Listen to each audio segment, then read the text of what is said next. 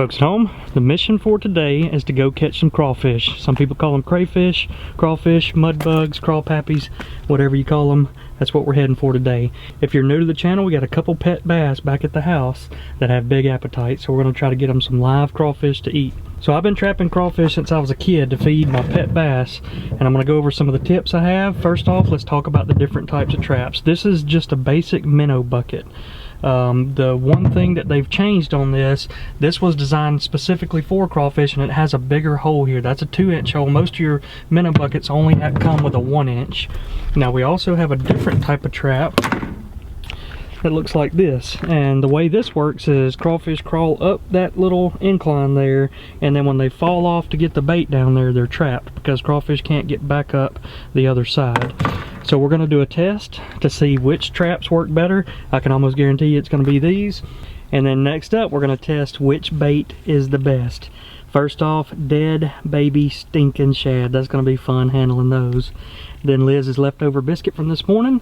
And last but not least, dog food. Dog food works really good. I've used bread a bunch, ham, things like that. I've never used live shad, but I can only imagine with as much as those stink, the crawfish will come to it. So what I'm going to do is set up one trap with just shad, one with just biscuit and bread, and one with just dog food, and then I'm going to do the fourth one with all three combination, and we'll see which one of these traps brings in the most crawls. Now another cool thing, I'm going to set up some underwater GoPros, and we're going to try to watch these crawfish enter the trap, see how long it takes them walking around it before they actually get trapped.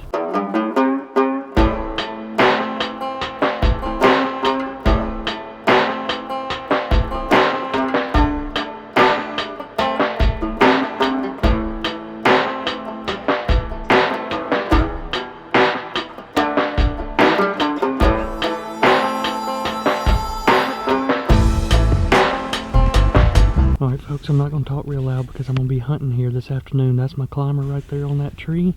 I'm going to check my game camera right here. Ought to have some good pictures of deer that have been moving through. And the creek that we're going to set the first trap is right down there. You can see that a bit dirty brown water. Let's go ahead and get some of these pictures.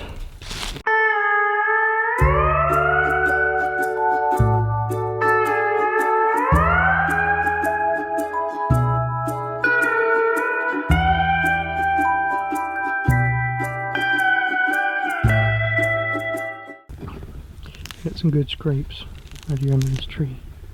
Alright, let's get the traps. Alright, so this part of the creek is probably the shallowest. So what you want to find is a little deep hole like that right there.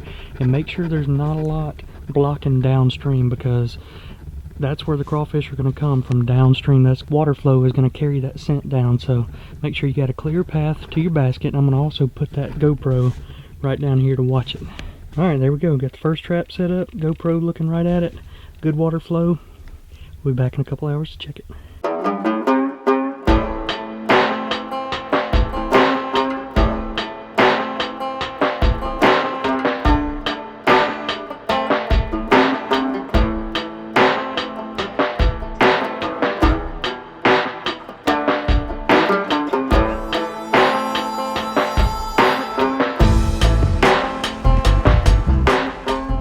Rough right in. It's gotten a little bit thicker than it used to be, but we made it. Last time I was in here, this was a nice deep creek.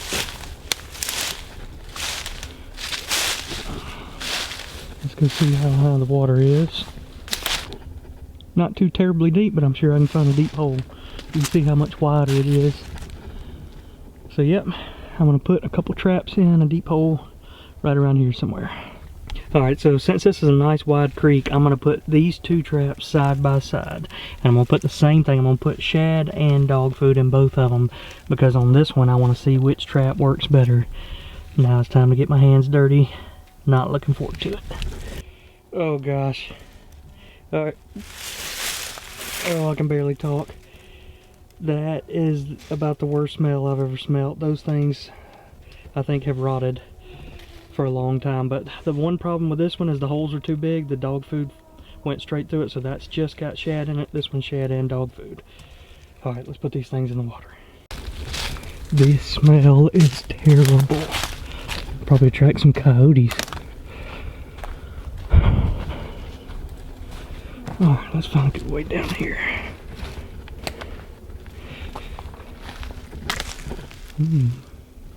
That's kind of snaky.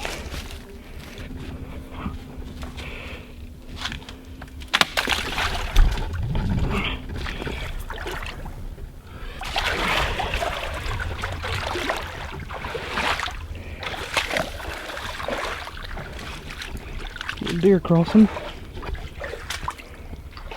I think this hole right here is going to be about the deepest hole, so that's where I'm going to put them. Yep, I just got water in my boots.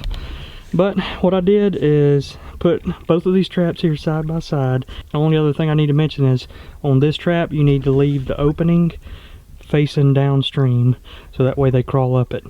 But the other ones, I got the GoPro right there facing the other one. Hopefully this will catch some because those shad smell terrible. Alright, this is going to be the spot for our last crawfish trap, and this is just a small pond, and usually creeks do much better because they have flowing water and that's what attracts the crawfish, but never checked to see if there was crawls in this pond. We'll find out. Alright, we're just going to go straight dog food with this one and pitch it on out there deep. Check it in a couple hours.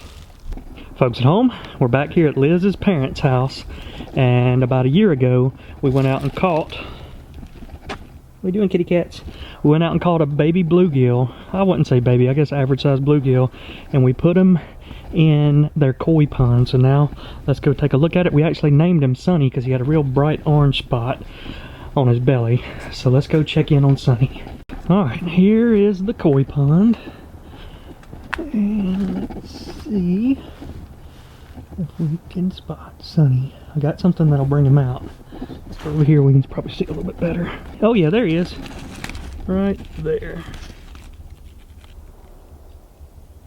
Yep, Sunny survived.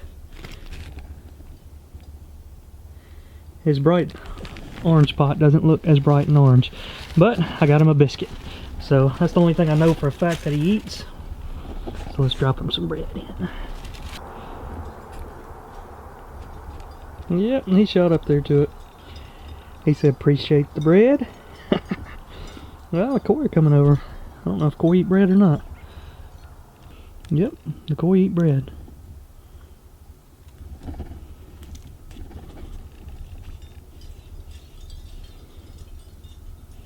Let me adjust that lens. We ought to be able to see him a little bit better now. There he is. Stealing all the bread from the koi. So look at who we have out here as a little reindeer. We got Mama and Baby. What do you think, sweetie? Are you a reindeer? She's learned to scoot. You want to eat that leaf?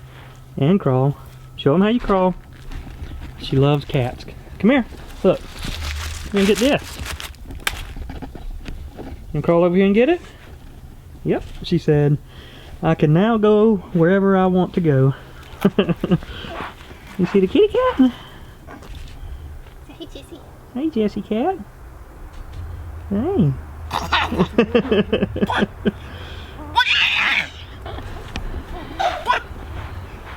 Scoot right on over there to it. Yep.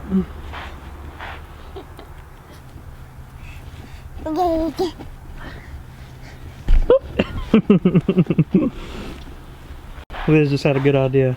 We need to strap a GoPro on her and do a day in the life of this little wild child. She gets into everything now. That's what you call a hunting cat. Never seen a cat that would go hunting with you. You ready to go? But there's one. Load up. All right, Coco. What do you think, baby?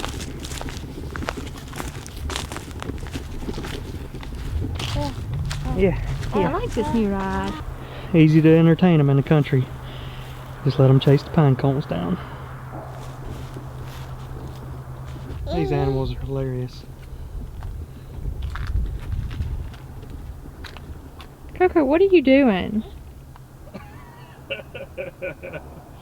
Just lounging.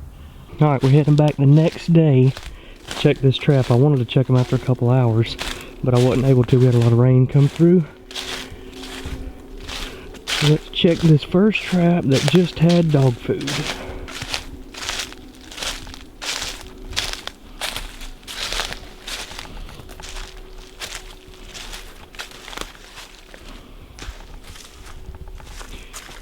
GoPro still sitting right there. Let's see if we got anything. Yep, we got one little guy. Well, check him out. That's good eating size for Moby. Alright, we'll take him out, leave the trap back in there. Also get that GoPro out. See if we got any footage of him crawling in.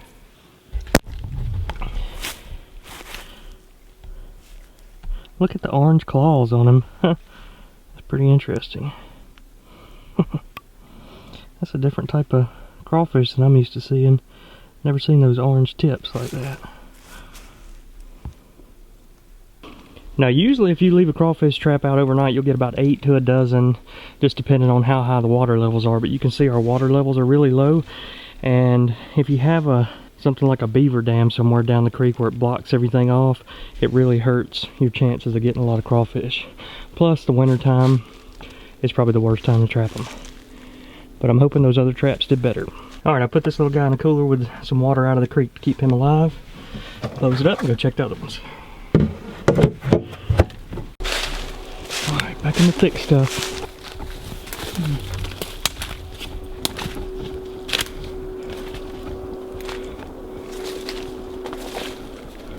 Well, my traps and GoPro are still there. That's a plus.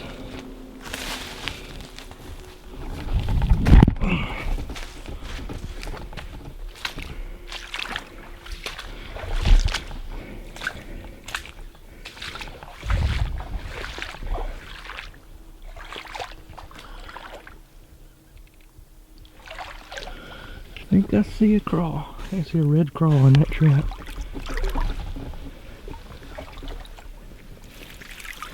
False alarm. That was a leaf.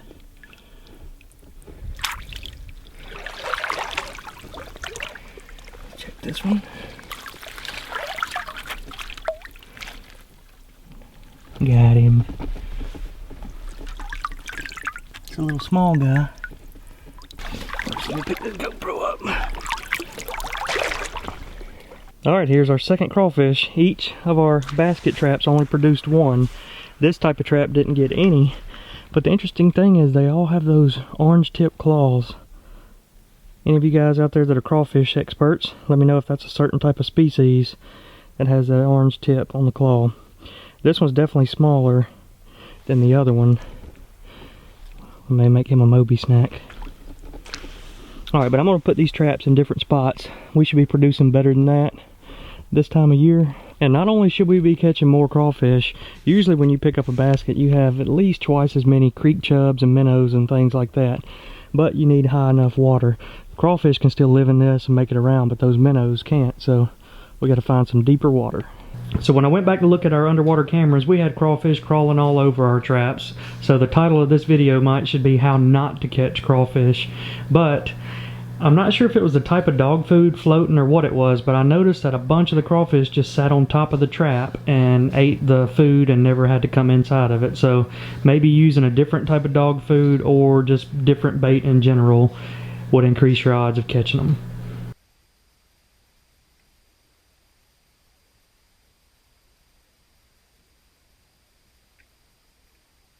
That one's from the first trap, that one's from the second. You can see, uh-oh, might be about to have a crawfish fight.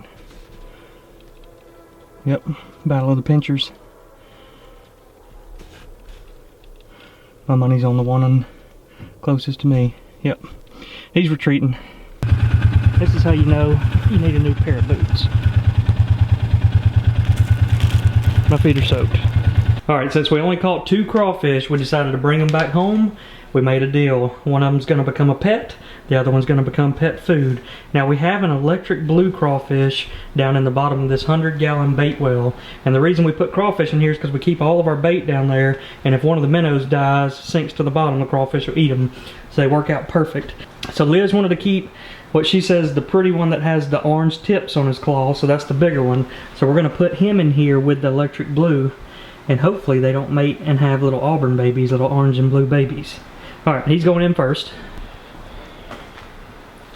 And I agree, this is one cool looking crawfish with the orange tips. I'm about to go in there and look that up and see if I can find out what type of species of crawl he is. But alright, buddy, enjoy your new home.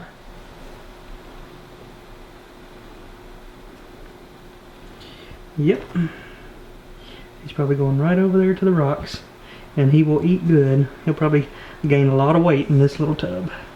So folks, you know how we like to do it. Anytime we get a new pet, and in this case a new pet crawfish, we let you all name them. And if you end up commenting the name below that we choose, we'll send you out a prize package. So leave a name for our new orange tip clawed crawfish down below.